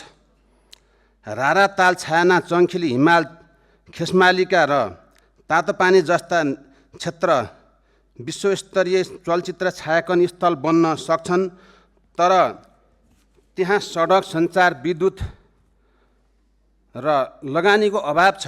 त्यसैले सरकारले दुर्गम क्षेत्रमा छायाङ्कन गर्ने चलचित्रलाई विशेष अनुदान, कर, छुट र प्रोत्साहनको व्यवस्था गर्नुपर्छ। दोस्रो, स्थानीय भाषा र सांस्कृतिक संरक्षणका लागि स्पष्ट नीति आवश्यक छ। कर्णालीका भाषा, वेशभूषा र लोक संस्कृतिलाई चलचित्र मार्फत विश्वसामु पुर्याउन सकिन्छ। तेस्रो, चलचित्र विकास बोर्डलाई राजनीतिक भागभण्डाको केन्द्र होइन, दक्ष स्वतन्त्र संस्था बनाउनुपर्छ। कलाकारले सरकारको डर होइन, राज्यको साथ महसुस गर्नु पाउनुपर्छ। चौथो, सेन्सरको नाममा सृजनात्मक स्वतन्त्र बनाउने काम बन्द हुनुपर्छ। चलचित्र समाजको ऐना हो, त्यसैले सत्य बोल्ने कलाकारलाई संरक्षण गर्ने नीति आवश्यक छ। चौथो, डिजिटल युग अनुसार OTT र अन्तर्राष्ट्रिय बजारलाई ध्यानमा राखेर नेपाली चलचित्रलाई विश्व बजारमा पुर्याउने नीति आवश्यक छ। माननीय सभामुख महोदय, चलचित्र केवल मनोरञ्जन होइन, यो सांस्कृतिक, पर्यटन, अर्थतन्त्र र राष्ट्रिय पहिचानको ध्यान हो, माध्यम हो। यही राज्यले कर्णाली र मुगु जस्ता चलचित्र क्षेत्रलाई चलचित्रसँग जोड्न सक्यो भने हजारौँ युवाले रोजगारी पाउनेछन्, पर्यटन बढ्नेछ र देशको वास्तविक पहिचान विश्वसामु चिनिनेछ। त्यसैले यो विधेयक संशोधन गरेर समावेशी, विकेन्द्रीकृत र सृजनात्मक स्वतन्त्र सुनिश्चित गर्ने कानुन बनाउन सरकारको ध्यान आकर्षण गराउन चाहन्छु। अन्तमा सभामुख मार्फत सम्पूर्ण सबै माननीयज्यूहरूलाई रारा जाउँ, रारामा रमाउँ, रारामा स्वागत गर्न पाऊँ। हस्, धन्यवाद। जय नेपाल।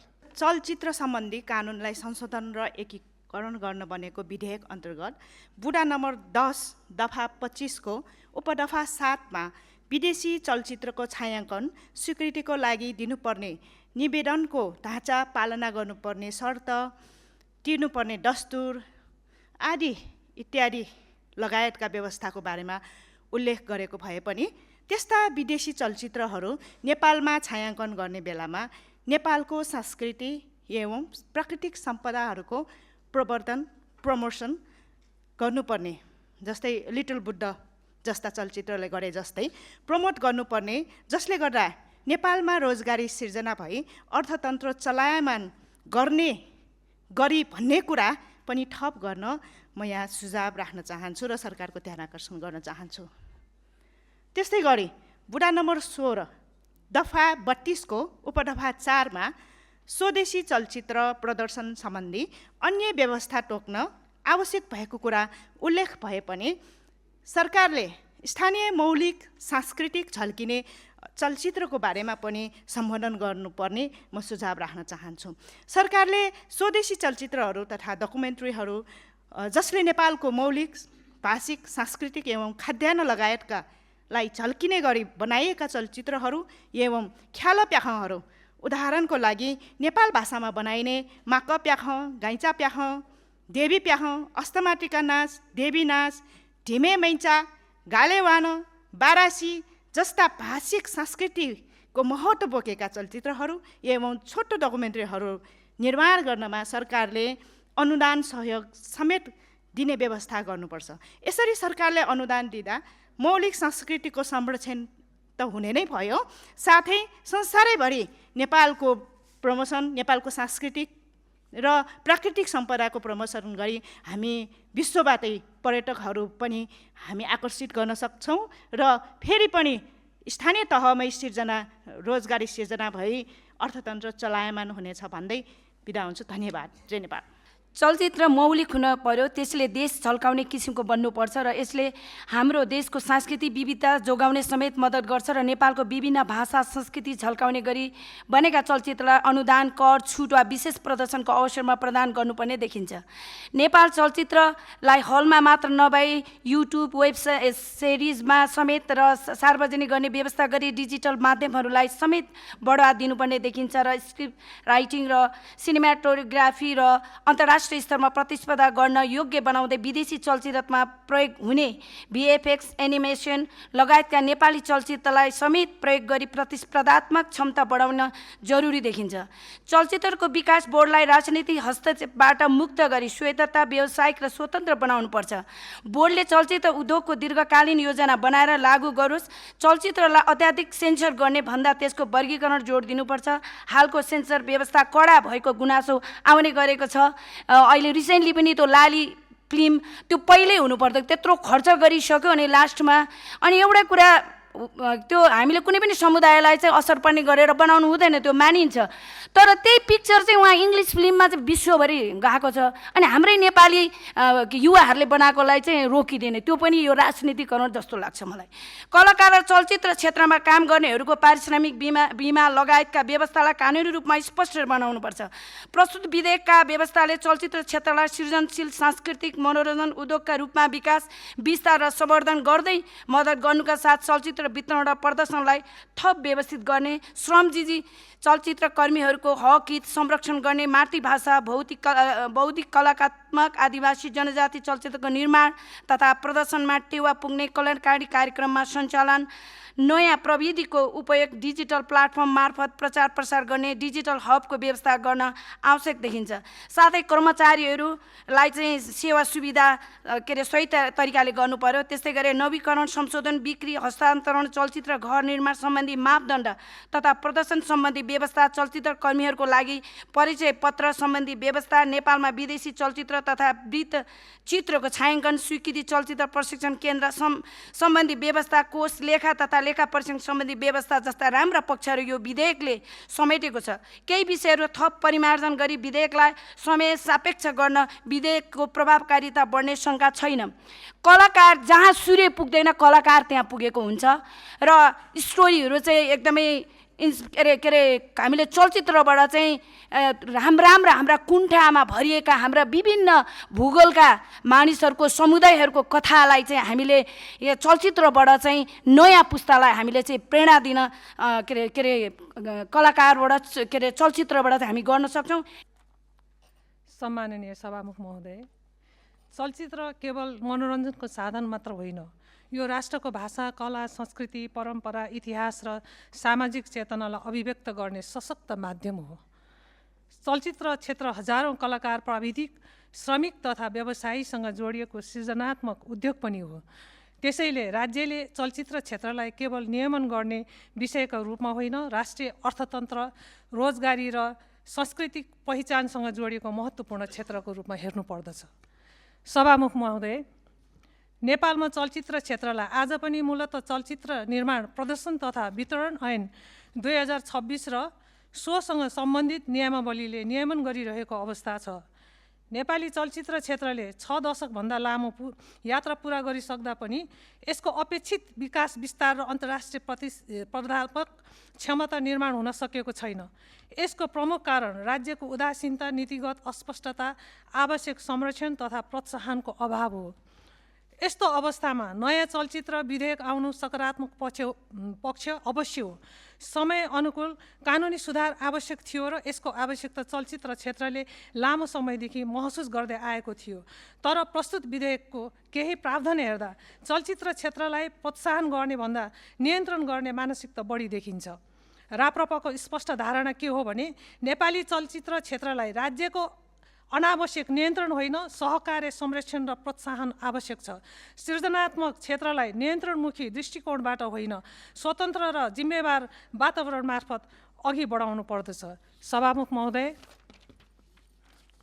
यो पनि उल्लेख गर्न चाहन्छु कि चलचित्र विकास बोर्डको पहलमा चलचित्र क्षेत्रसँग सम्बन्धित सम्पूर्ण सङ्घ संस्था, निर्माता, निर्देशक, कलाकार तथा प्राविधिकहरूको सहभागितामा सामूहिक रूपमा विधेयकको मस्यौदा तयार गरिएको थियो। तर राष्ट्रिय सभाबाट पारित भई प्रतिनिधि सभामा आउँदासम्म केही बुँदाहरू फेरि पनि नियन्त्रणमुखी ढङ्गले समावेश गरिएको देखिन्छ। यदि यस्ता प्रावधानहरू संशोधन गरिएनन् भने नेपाली चलचित्र उद्योगको विकासमा गम्भीर असर पर्नेछ।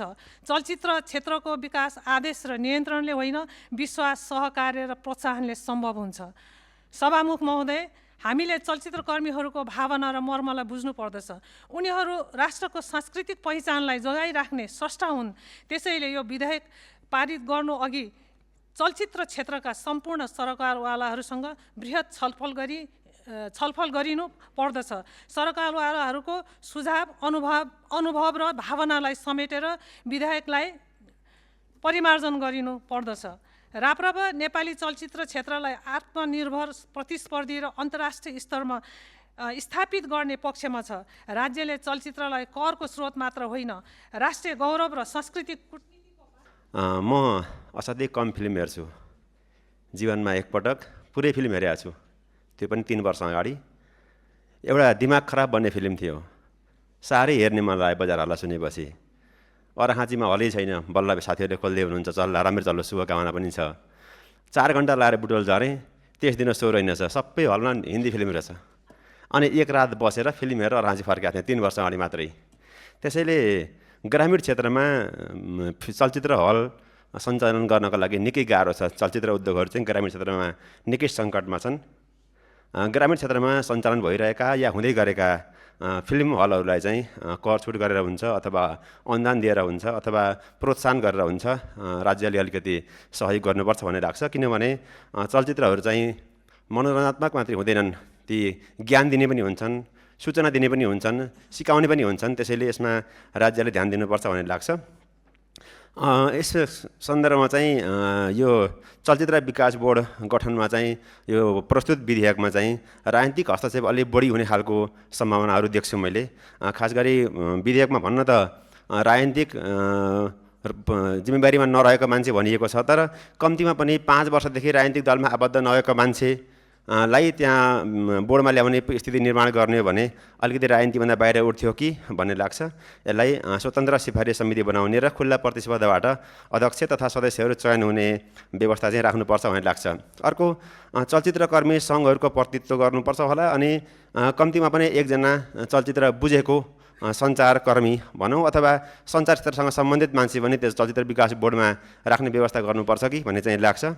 सँगै यो विधेयकमा चाहिँ कलाकार पलायनका कुराहरू हामीले जति सुन्छौँ त्यसलाई चाहिँ अलिकति बलियो बनाउनको लागि कलाकारहरूको न्यूनतम पारिश्रमिक तोक्ने सन्दर्भमा केही पहल गर्ने हो कि भन्ने लाग्छ। अनि कतिपय अवस्थामा चाहिँ यौन उत्पीडनका कुराहरू अनि बाल कलाकारको सुरक्षाका कुराहरू पनि हामी कति देख्छौँ। यसलाई पनि अलिकति यो विधेयकले बोल्नु पर्ला भन्ने लाग्छ। समग्रमा विधेयक चाहिँ ठिक छ। नेपाली फिल्मलाई प्राथमिकतामा राख्ने कुरा, निश्चित दिन स्वदेशी फिल्म मात्र चल्ने अनि निश्चित दिन नेपाली फिल्म चल्ने कुराहरू पनि त्यहाँ विधेयकमा देखियो कति त्यो कुराहरू, अनि मातृभाषाका फिल्महरूलाई संरक्षण गर्ने कुराहरू निकै सकारात्मक छन्। धन्यवाद। चलचित्र केवल मनोरञ्जन होइन, यो समाजको चेतना, संस्कृति, विचार र अभिव्यक्तिको माध्यम हो। त्यसैले चलचित्र सम्बन्धी कानुन बनाउँदा राज्यको दायित्व केवल नियन्त्रण गर्ने होइन, सिर्जना र अभिव्यक्तिलाई संरक्षण गर्ने पनि हुनुपर्छ। हामी अहिले 26 सालको कानुनी सोचबाट धेरै हदसम्म प्रभावित देखिन्छौँ। यो समयको कानुन पञ्चायती शासनको नियन्त्रणमुखी सोचमा बनेको थियो, तर आज हामी लोकतान्त्रिक गणतन्त्रमा छौँ। त्यसैले कानुनको आत्मा पनि लोकतान्त्रिक, उद्धार र सृजनात्मक हुनुपर्छ।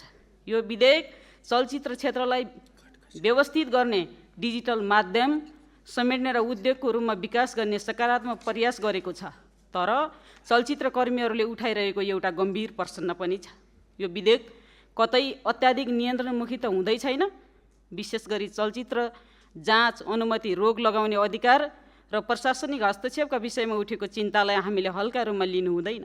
कानुनले अश्लीलता, हिंसा र सामाजिक देश रोक लगाउन सक्नुपर्छ, तर विचार, आलोचना, सृजनात्मक अभिव्यक्तिमाथि अनावश्यक नियन्त्रण लोकतान्त्रिक मूल्यसँग मेल खाँदैन। सम्माननीय सभामुख महोदय, आजको युगमा चलचित्रलाई नियन्त्रण गरेर होइन, प्रतिस्पर्धा र सृजनात्मक वातावरण बनाएर अगाडि बढाउनुपर्छ र राज्य अभिभावक बन्नुपर्छ।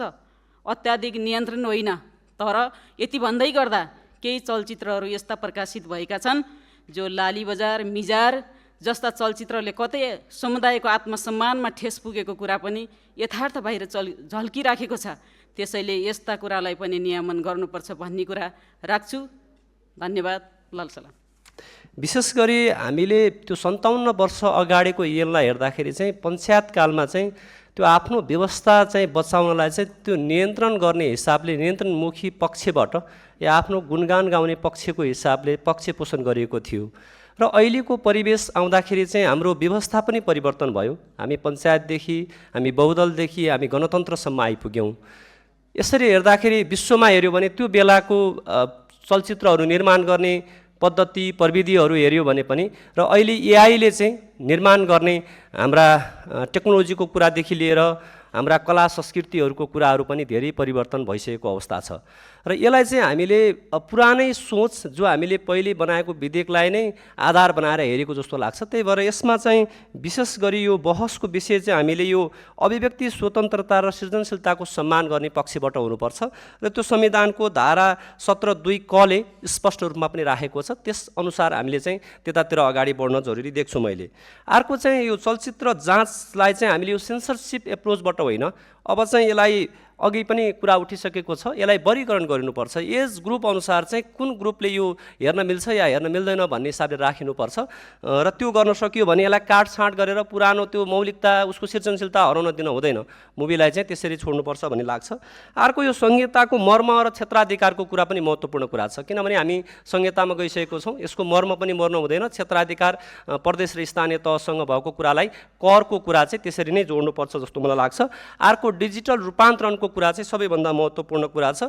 यो चाहिँ अहिले हामीले हेर्दै जाँदाखेरि चाहिँ विभिन्न मलाई लाग्छ हलमा मुभी हेर्न जाने भन्दा पनि विभिन्न हामीले प्लेटफर्महरू चाहिँ डिजिटल प्लेटफर्महरूबाट हेरेर हुन्छौँ। त्यसलाई चाहिँ नियमन गर्ने कुराहरू भन्दा पनि तिनीहरूलाई करको दायरामा ल्याएर सबैजनालाई सहज रूपमा एउटा राम्रो मुभी पनि निर्माण गर्न लगाऊँ, राम्रो कानुन पनि बनाऊँ, नियमन निकायहरू पनि स्वतन्त्र राखौँ, स्वच्छ राखौँ र पारदर्शी बनाऊँ, यस्तो किसिमको कानुन अगाडि बढाऊँ। धन्यवाद। राष्ट्रिय सभामा छलफल हुँदा 189वटा संशोधनहरू आएको र विभिन्न सरकारवालाहरूले चाहिँ आफ्ना कन्सर्नहरू त्यहाँ राखेको, तर पनि कतिपय ती सम्बोधन नभएको भनेर त्यो क्षेत्रका सरकारवालाहरूले चाहिँ गुनासो गरेको सुनिन्छ। यस कारणले यसको सैद्धान्तिक क्षेत्रमा पछि के भन्छ धारामा चाहिँ छलफल गरौँला। सैद्धान्तिक रूपमा छलफल गर्दाखेरि चाहिँ नै कतिपय कुरा हामी चाहिँ नै राजनीतिक के भन्छ मूल्य मान्यताहरू, राजनीतिक सन्देश दिने खालका चाहिँ नै फिल्महरू पनि बन्ने गर्दछन्। त्यस कारणले गर्दाखेरि यसलाई राजनीतिबाट पृथक राख्ने कुरा चाहिँ नै हामीले भन्नु हुँदैन भन्ने ठान्छु म। राजनीतिकरण गर्ने कुरा अर्को कुरा हो, राजनीतिक पार्टीकरण गर्ने कुरा अर्को कुरा हो, तर राजनीति गर्ने कुरा चाहिँ नै यो लोकतन्त्रसँग जोडिएको हुनाले म त्यसतर्फ ध्यान दिनका लागि अनुरोध गर्छु।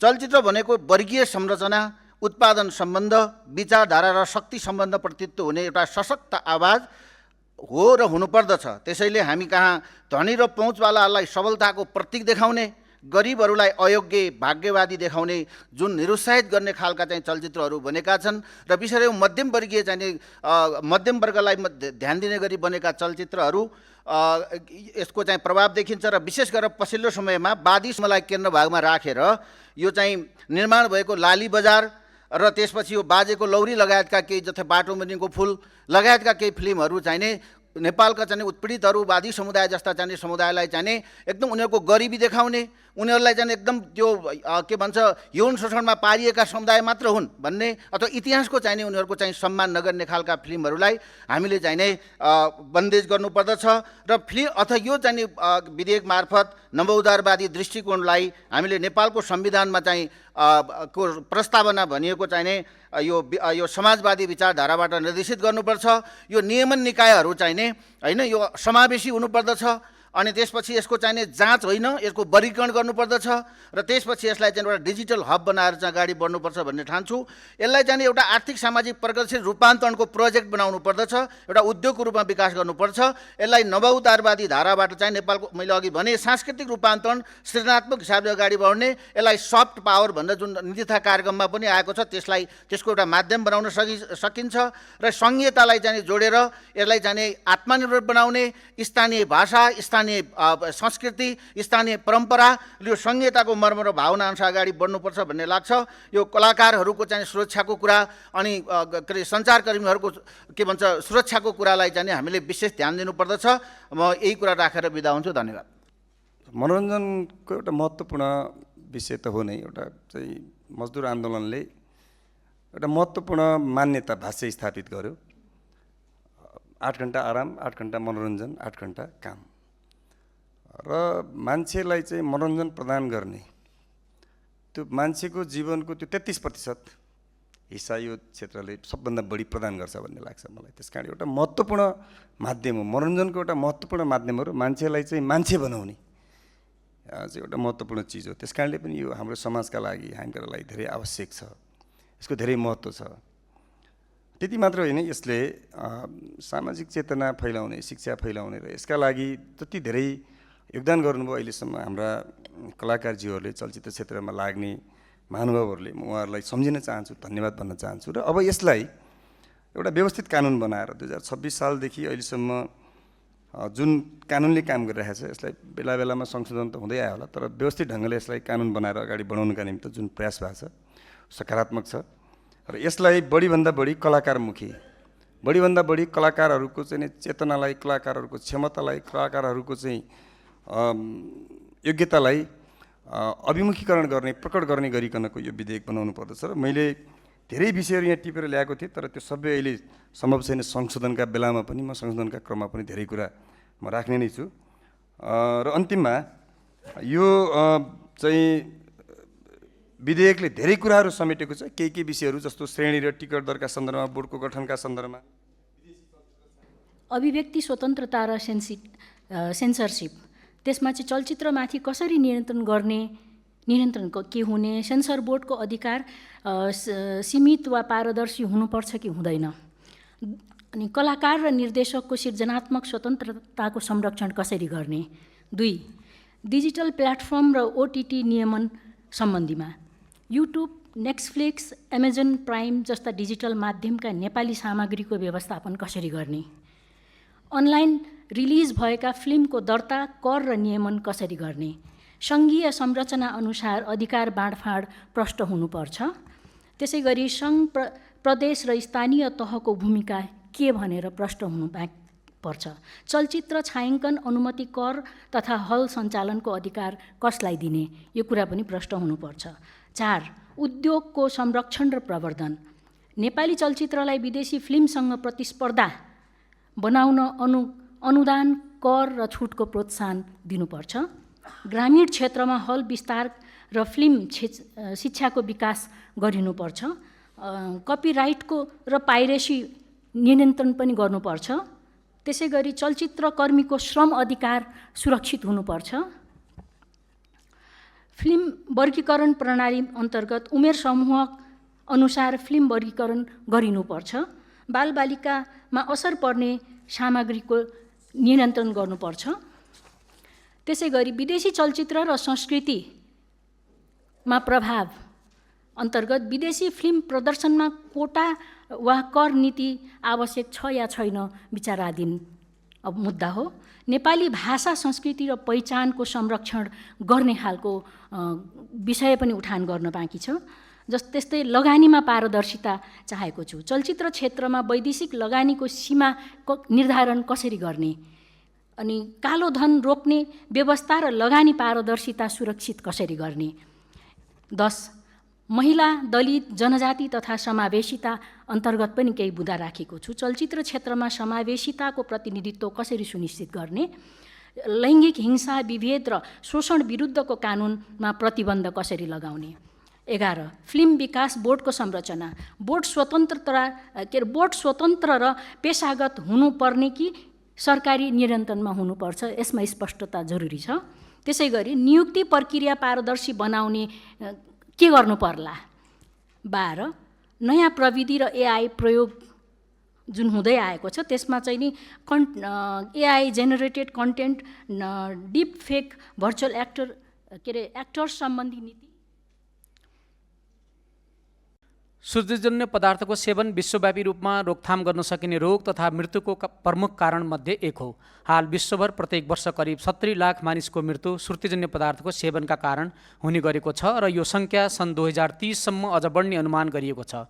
नेपालमा मात्र हरेक वर्ष करिब 39,200 जनाको मृत्यु श्रुतिजन्य पदार्थ त्यससँग सम्बन्धित रोगका कारण हुने गरेको विभिन्न अध्ययनहरूले देखाएका छन्।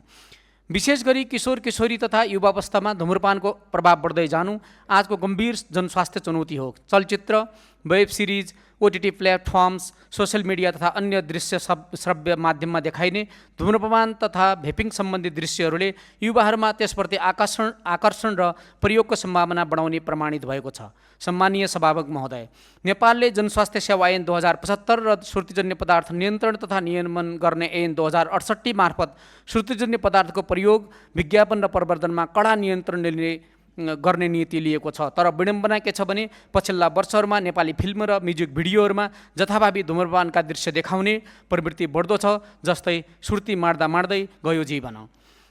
विश्व स्वास्थ्य सङ्गठनका नसर्ने रोग सम्बन्धी पूर्व निर्देशक डाक्टर डगलस वेट्सरले श्रुतिजन्य पदार्थको विज्ञापनमाथि कडा प्रतिबन्ध लाग्दै गएपछि फिल्म किशोर किशोरीहरूलाई अनरेस्ट्रिक्टेड स्मोकिङ इमेजरी देखाउने प्रमुख माध्यम भएको बताएका छन्। विश्वभरका अनुसन्धानहरूले बारम्बार प्रमाणित गरेको तथ्य पनि यही हो। जस्तो बेलायतमा 5166 किशोर किशोरीमाथि गरेको रिसर्चमा फिल्ममा स्मोकिङ सिन हेर्दा किशोरमा स्मोकिङ इनिसिएसनको जोखिम 100% भन्दा बढी बढ्ने देखिएको छ।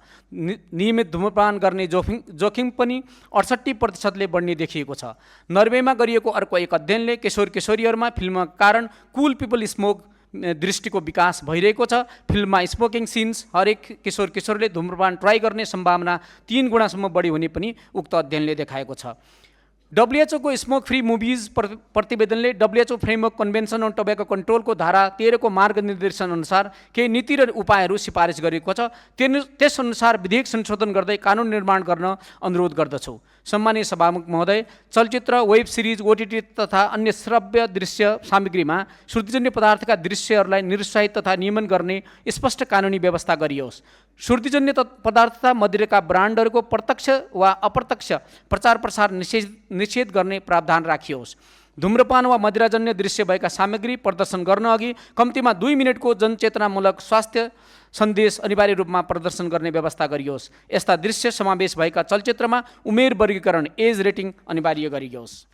चलचित्र केवल मनोरञ्जनको साधन मात्र होइन, यो राष्ट्रको संस्कृति, भाषा, इतिहास र समाजको यथार्थ चित्रण गर्ने शक्तिशाली माध्यम हो। एउटा राम्रो चलचित्रले समाजलाई सचेत बनाउन सक्छ, युवालाई प्रेरणा दिन सक्छ र अन्तर्राष्ट्रिय स्तरमा देशको पहिचान स्थापित गर्न सक्छ। त्यसैले चलचित्र क्षेत्रलाई व्यवस्थित, आधुनिक र प्रतिस्पर्धी बनाउने जिम्मेवारी राज्यको पनि हो। सम्माननीय सभामुख महोदय, नेपालको चलचित्र क्षेत्रले लामो सङ्घर्ष गर्दै आजको अवस्थामा यात्रा तय गरेको छ। सीमित स्रोत, प्राविधिक कठिनाई र पर्याप्त लगानीको अभावका बीच पनि नेपाली चलचित्र उद्योगले आफ्नो अस्तित्व जोगाइरहेको छ। तर अहिले पनि धेरै कलाकार, प्राविधिक, लेखक तथा सर्जकहरू असुरक्षित अवस्थामा काम गर्न बाध्य छन्। उनीहरूको श्रमको उचित मूल्याङ्कन, सामाजिक सुरक्षा र पेसागत सम्मान अझै सुनिश्चित हुन सकेको छैन। त्यसैले यो विधेयकले चलचित्र क्षेत्रमा कार्यरत सम्पूर्ण व्यक्तिको अधिकार, सुरक्षा र सम्मान सुनिश्चित गर्नुपर्छ। आज विश्व डिजिटल युगमा प्रवेश गरिरहेको छ। ओटिटी प्लेटफर्म, डिजिटल प्रदर्शन, अन्तर्राष्ट्रिय वितरण प्रणाली र आधुनिक प्रविधिको प्रयोग तीव्र रूपमा बढिरहेको छ। तर हाम्रो कानुन अझै धेरै क्षेत्रमा पुरानो सोचमै सीमित छ। त्यसैले यो विधेयकले समयअनुसार नयाँ प्रविधि, डिजिटल माध्यम र अन्तर्राष्ट्रिय प्रतिस्पर्धालाई समेट्न आवश्यक छ। सम्माननीय सभामुख महोदय, हामीले नेपाली चलचित्रलाई केवल व्यापारको दृष्टिले मात्र होइन, राष्ट्रिय संस्कृति संरक्षणको माध्यमका रूपमा पनि हेर्नुपर्छ। नेपाली भाषा, मौलिक कला, परम्परा, वेशभूषा र सामाजिक मूल्यलाई चलचित्र मार्फत विश्वामुख प्रस्तुत गर्ने अवसर राज्यले सृजना गर्नुपर्छ। विदेशी चलचित्रसँग प्रतिस्पर्धा गर्न सक्ने वातावरण बनाउन प्राविधिक तालिम तथा लगानी मैत्री नीति आवश्यक छ। यसका साथै चलचित्र क्षेत्रमा अभिव्यक्ति स्वतन्त्रताको सम्मान हुनु अत्यन्त आवश्यक छ। लोकतान्त्रिक मुलुकमा सृजनात्मक स्वतन्त्रतालाई अनावश्यक नियन्त्रण गर्ने काम हुनु हुँदैन। कानुनले मर्यादा कायम गर्दै स्वतन्त्र सृजनालाई प्रोत्साहन गर्ने वातावरण बनाउनुपर्छ। सम्माननीय सभामुख महोदय, यो विधेयकले कलाकार, निर्माता, निर्देशक, लेखक, प्राविधिक र सम्पूर्ण चलचित्र कर्मीको भविष्यसँग सम्बन्ध राख्छ। त्यसैले यसलाई केवल प्रशासनिक कानुनका रूपमा होइन, सिङ्गो चलचित्र उद्योगको विकासको आधारका रूपमा हेर्नुपर्छ। अन्त्यमा चलचित्र विधेयक 2081 साल समयानुकूल, व्यावहारिक, कलाकार मैत्री तथा राष्ट्रिय हित अनुकूल बनाउँदै आवश्यक संशोधन सहित अगाडि बढाउन म सरकार तथा सम्बन्धित समितिको ध्यान आकर्षण गराउन चाहन्छु। धन्यवाद। वास्तवमा चलचित्र समाजको ऐना हो। यसले राष्ट्रको भाषा, संस्कृति, रहनसहन, सभ्यता, इतिहास, सामाजिक मनोविज्ञान, जनताको चेतनालाई प्रतिबिम्बित गर्दछ। मौलिकता, जीवनशैली र राष्ट्रिय पहिचान पुस्तान्तरण र प्रभावशाली माध्यम बन्छ। यसैले चलचित्र क्षेत्रलाई केवल व्यावसायिक दृष्टिकोणले मात्र होइन, सांस्कृतिक तथा राष्ट्रिय अस्तित्वको दृष्टिबाट पनि हेर्न आवश्यक छ। तर त्यसको अर्थ समाजका कुरीति, विकृति र विसङ्गतिलाई प्रश्रय दिने होइन वा सामाजिक सहिष्णुता भड्काउने प्रवृत्ति चलचित्रका पात्र र कथाहरूमा स्थापित हुने अहङ्कार नीतिगत रूपमै निरुत्साहित हुन आवश्यक छ। चलचित्रले समाजलाई दिशाहीन बनाउने पनि होइन, चेतनशील जिम्मेवार बनाउने भूमिका निर्वाह गर्नुपर्छ। कुनै समुदायसँग सम्बन्धित कथामा त्यस समुदाय वा सरकारवालासँग अग्रिम अनुमति लिनुपर्छ, अन्यथा त्यसको विवाद निरूपणमा सम्बन्धित निकाय जवाफदेही बन्नुपर्दछ। मुलुकमा यति बेला नेपाली मौलिकता, स्थानीयता, ऐतिहासिकता, सांस्कृतिक पहिचान बोकेका कथामा आधारित चलचित्रहरू पनि मनज्ञ निर्माण भएका छन्। तर राज्यले यस्ता चलचित्रलाई विशेष अनुदान, कर छुट र प्रवर्धनको व्यवस्था गरिनुपर्छ। केवल व्यापारिक सफलताको आधारमा होइन, सांस्कृतिक योगदानको आधारमा पनि चलचित्रलाई राज्यले सम्मान गर्नुपर्छ। यसका लागि यो विधेयक स्पष्ट बोल्नुपर्छ भन्ने लाग्छ। सभामुख महोदय, चलचित्र विकास बोर्डलाई केवल औपचारिक संस्था बनाएर ल मेकर्सको चाहिँ जहिले पनि इन्टेन्ट के हो भन्ने कुरा हामीले बुझ्नुपर्छ र ल बनाउँदै गर्दाखेरि हामीले यो ल कहिलेसम्म लागू हुन सक्छ भन्ने कुरा पनि ख्याल गर्नुपर्छ। हामी 5 वर्षको लागि बनाउँदैछौँ, 10 वर्षको लागि बनाउँदैछौँ, या अब आउने 20 वर्ष भावी पुस्ताको लागि पनि यो ल बनाउँदैछौँ भन्ने कुरा विचार गर्नुपर्छ जस्तो लाग्यो। एउटा सन्दर्भ जोड्न चाहे, 4 वर्ष अगाडि नाम उल्लेख नगरिकन एकजना माननीय ज्यूसित मैले यही फिल्मको बारेमा कुरा गर्दाखेरि राजेश हमाल मैले चिना छैन भन्नुभएको थियो। भनेको राजेश हमाल एउटा व्यक्ति होइन, तर यो क्षेत्रलाई प्रतिनिधित्व गर्ने दशकौँ उहाँको लगानी हुनसक्छ। हामीले कलालाई साधना, पूजा या त यो के हो भनेर नबुझिकन यसको विषयमा हामीले ऐन, नियम, कानुन बनाउन लाग्यौँ भने नियमनकारी भएर जान्छ। यसलाई नियमन गर्ने होइन, यो कलालाई साधना हो, यो पूजा हो, यो काम हो भनेर गऱ्यौँ भने यसलाई हामीले संरक्षण गर्नुपर्छ, संवर्धन गर्नुपर्छ, प्रवर्धन गर्नुपर्छ। त्यहाँनिरबाट सुरु हुन्छ। सत्य हरिश्चन्द्र चाहिँ नेपाली भाषामा बनेको पहिलो फिल्म हो। त्यस पछाडि गएर आमा माइतीघर हुँदै एउटा यङ माइन्डहरूलाई फिल्म हलसम्म लिएर जाने लुटको पनि आफ्नै भूमिका होला। र आजको दिनमा आउँदा एलिफेन्ट इन द फग हामीले बिर्सिन हुँदैन। त्यस्तै गरेर 1999मा क्याराभन मुभी बिर्सिन हुँदैन भने साम्बाला 2024मा बिर्सिनु हुँदैन।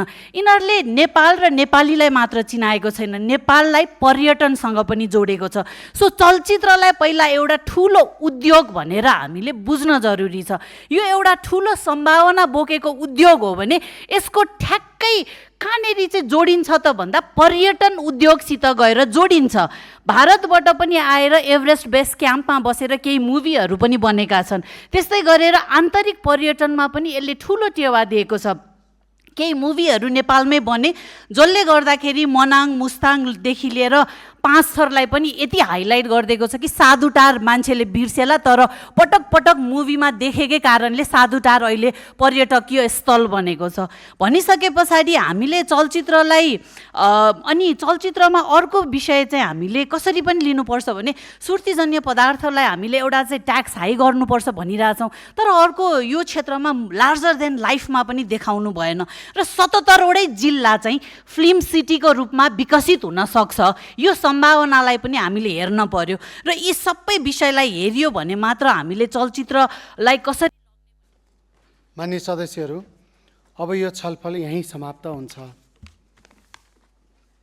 माननीय सदस्यहरू, अब म राष्ट्रिय सभामा उत्पत्ति भएको चलचित्र विधेयक 2082 माथि विचार गरियोस् भन्ने प्रस्तावलाई निर्णयार्थ प्रस्तुत गर्दछु।